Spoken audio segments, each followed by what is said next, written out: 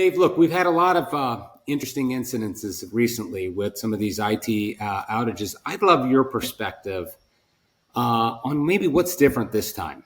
And more importantly, not only what's different, but what should we be thinking about doing and being prepared for?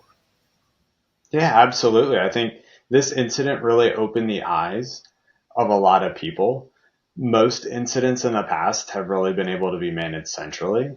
That was not the case with this one, just due to the type of incident it was. It Yep. required people to actually go to a machine and reboot it and perform a specific action. This was much harder to do for companies that were really geographically dispersed. A lot of our retail customers, gas stations, didn't really have the staff on hand who are capable of going and resetting all of the different machines. It made the companies really pivot, um, phone a friend, and try to really scale rapidly to try to get to their 100 to 2,000 different retail locations. From a lessons learned, we've really started to hear these companies look at incident management differently. Whereas they may have had a cybersecurity retainer when an incident happened, they didn't necessarily have a retainer for pure incident management that could get people boots on their ground to really help reset their services quick and get their stores back online. Yeah, it's ironic. I actually was caught up in that myself as I was driving down a turnpike and I went to a couple of rest areas and they would only take cash and no credit card. And luckily, I had a hidden $5 bill in my wallet to be able to pay for a bottle of water. But I get your point, right? I mean, what's happening now, I mean, at the end of the day, and this is what's most interesting, is we're more dependent than ever on third party applications, cloud solutions, et cetera, right? And so our companies that we work with and that are out there are dependent across the board on these apps. What's the thinking there? What should they be doing to be prepared or be ahead of the game for the next incident?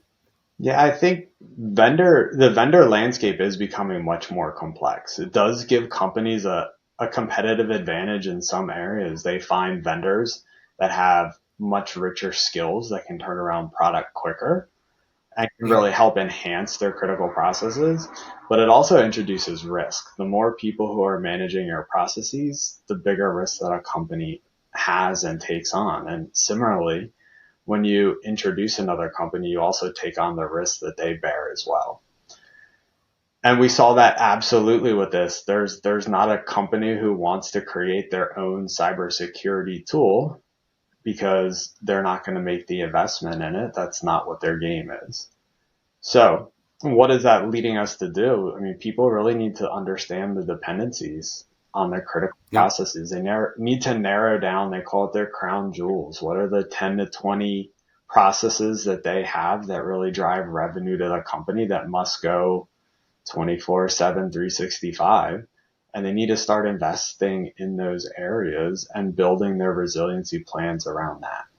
Yeah, I mean, I think, look, at the end of the day, the lesson learned here for it for all of our companies is I think of the series that we've just launched is develop a plan, be proactive and ahead of the game, right, in thinking about it, and start to get, like you said, some sort of incident response programmatic approach in place. Because what we do know going forward is we will see something again, right? This isn't just a one and done, is my guess. Yeah, absolutely. And we talk to clients all the time who are at different stages of maturity. Some have nothing and come to us with hands wide open Yep. and say, where do we start? Others have basic continuity or disaster recovery plans and looking to mature. It really ranges in terms of maturity. But I think at the end of the day, we start with, five core concepts. The first of know what's most important, identify your crown jewels, identify the dependencies that keep them going. What are the applications, the infrastructure, the vendors, your managed services that are keeping these going? And then you're going to build your resiliency architectures around there. What cloud can help? What backups do you need? What do you need to virtualize? What cybersecurity controls can you put in place to help make these more resilient? At that point, you're going to start to build your plans and really start to understand how these items work and test it. You're going to test, and start to integrate each of the lessons learned that you have, because it's going to make it more robust of a solution. And we've seen a lot of companies stop right before the testing piece, because the testing part is hard, especially as you're dealing with operations that can't stop.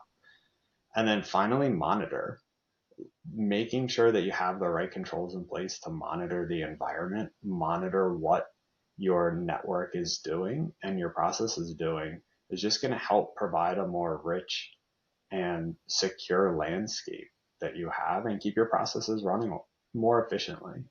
Well, thanks, Dave, for what I would consider a very important and timely discussion on operational resilience.